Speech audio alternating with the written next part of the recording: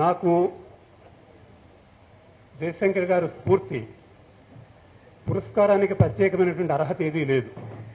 నాకున్న అర్హతల్లా జయశంకర్ గారితో దాదాపు 20 సంవత్సరాలు కలిసి పనిచేశాం.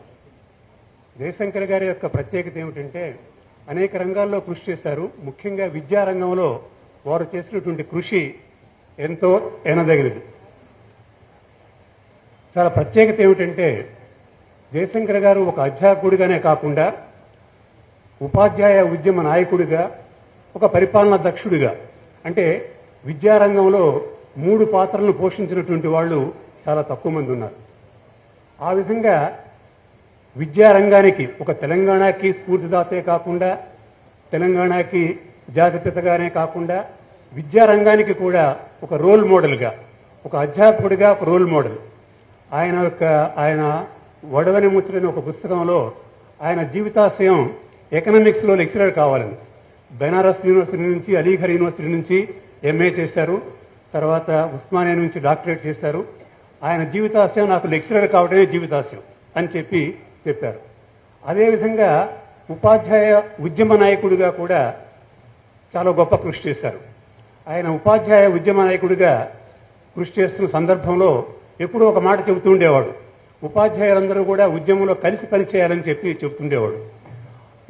జయశంకర్ గారి జీవితం నుంచి మనం నేర్చుకోవాల్సింది ఏమిటంటే ఉద్యమాలు చేసేటప్పుడు ఒక లక్ష్యం అనేది ఉండాలి. ఆ లక్ష్యానికి అందరూ కలిసి పనిచేయాలని చెబుతుండేవాడు. If we are not hanging together will be hanged separately అని ఆయన ఎప్పుడూ కోట్ చేస్తుండేవాడు. ఈనాడు ఉద్యమాల్లో కూడా, ఇవాళ ప్రజాస్వామ్యం కోసం జరుగుతున్న ఉద్యమాల్లో కూడా అందరూ కలిసి పనిచేయాలనేది జయశంకర్ గారి యొక్క ఉద్యమ అనుభవం నుంచి కూడా మనం నేర్చుకోవాలి. అంతేకాకుండా గొప్ప పరిపాలనా దక్షుడిగా కూడా దాదాపు 20 సంవత్సరాలు 1975 నుంచి 1994 వరకు ప్రిన్సిపాల్గా, రిజిస్ట్రార్గా, వైస్ ఛాన్సలర్గా పనిచేశారు.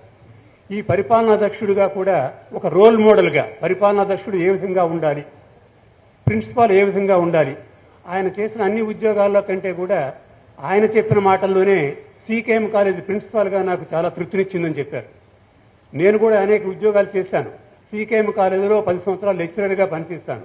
నేను చేసిన అన్ని ఉద్యోగాల్లో కూడా నాకు సీకేఎం కాలేజీ లెక్చరర్గా చేసిన ఉద్యోగమే చాలా గొప్ప తృప్తినిచ్చింది. ఎందుకంటే కళాశాలలో మనం పనిచేసేటప్పుడు విద్యార్థులతో మనకి ప్రత్యక్ష సంబంధాలు. ప్రిన్సిపాల్గా జయశంకర్ గారు ఆ కళాశాలని తీర్చిదిద్దారు. అదేవిధంగా వైస్ ఛాన్సలర్గా కూడా కాకతీయ యూనివర్సిటీని తీర్చిదిద్దారు.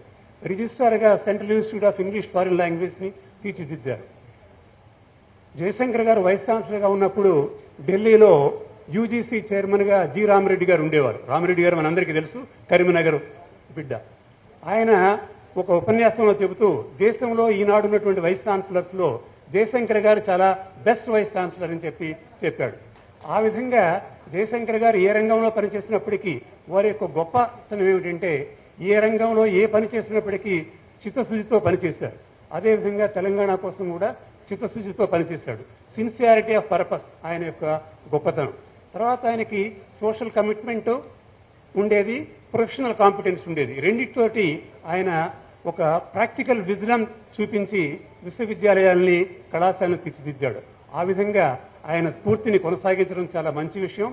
ఈనాడు ఈ కార్యక్రమాన్ని నిర్వహిస్తున్నందుకు మరొకసారి తెలంగాణ వికాస్ సమితిని అభినందిస్తూ నాకు ఈ పురస్కారం చేసినందుకు వారిని మరొకసారి అభినందిస్తున్నాను. ధన్యవాదాలు.